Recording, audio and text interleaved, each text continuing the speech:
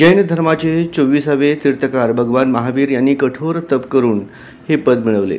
मनुष्य जन्मापासून मृत्यूपर्यंतचा प्रवासाचे अभ्यासक अर्थ समजून घेऊन जीवनाचे सार्थ करणाऱ्या, ईश्वरी भक्तीतच खरा आनंद मानणाऱ्या, जगाला शांततेचा संदेश देणाऱ्या व जैन धर्माची स्थापना करणाऱ्या भगवान महावीर यांच्या जयंतीनिमित्ताने आगळा उपक्रमासाठी आस्थाच्या टीमने केलेले प्रयत्न कौतुकास्पद आहे. आजही समाजाकडून अस्वीकृत अनाथ, ज्यांचे आईवडील नाहीत तर परिस्थितीमुळे यांचा त्याग करून उदरनिर्वाहासाठी परगावी गेलेले अशा लहान अनाथ मुलांना ज्यांची जबाबदारी अनाथ आश्रम घेत आहेत, एकीकडे अशा लहानग्यांना नवीन कपडे देऊन छोटासा आनंद देण्याचा प्रयत्न आस्थाच्या टीमने केला, तर दुसरीकडे सोलापुरातील सिव्हिल हॉस्पिटलमध्ये उपचारासाठी आलेल्या रुग्णांच्या नातेवाईकांना अन्नदान करून साजरी केली. सोलापुरातील विविध झोपडपट्ट्यांमध्ये एकूण 800 गरीब लोकांना अन्न वाटप करण्यात आले.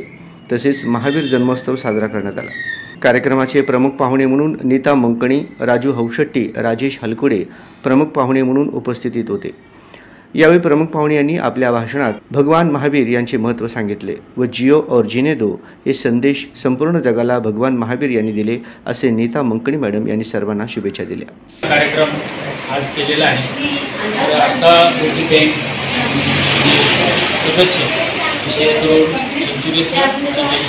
सहकारी कार्यकर्ते, त्यांचं या लहान मुलांना एक आनंद देण्याचा जो कार्यक्रम केलेला आहे तो खूपच छान आहे आणि मुलांना आनंद जो मिळतो त्याच्यामध्ये त्यांचा पण आनंद आहे.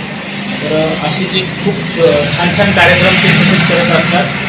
तर आमच्या संस्थेला अजून पण संस्था आहेत, त्या सर्व संस्थेला त्यांनी कपडे देऊन जे बहुमोलाचं काम केलेलं आहे, तर त्या कार्याला शुभेच्छा आणि उत्तरोत्तर असेच कार्यक्रम त्यांनी करत राहावे असे मी त्यांना ईश्वरचरणी प्रार्थना करतो. 2623 जन्मकल्याण आहे. त्यानिमित्ताने आज सरांनी आपल्या सगळ्या छोट्या मुलांसाठी एकदम छान उत्तम कार्यक्रम आयोजित केलेला आहे. आज सकाळी सिव्हिल हॉस्पिटलमध्ये अन्नदानाचा कार्यक्रम झाला, जे ते नेहमीच करतात. आजचा नाही आहे, रोजचाच त्यांचा उपक्रम आहे.